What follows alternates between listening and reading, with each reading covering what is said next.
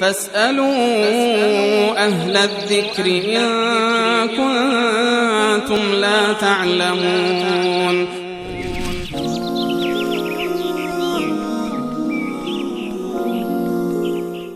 بیننده از مشهد پرسیدن که میخواستم بدونم آیا این که میگویند 4 پیامبر الهی به نامهای حضرت عیسی، خضر، ادریس، الیاس علیهم السلام هنوز زنده هستند درسته؟ و آیا از نظر اهل سنت این موضوع صحت دارد یا خیر؟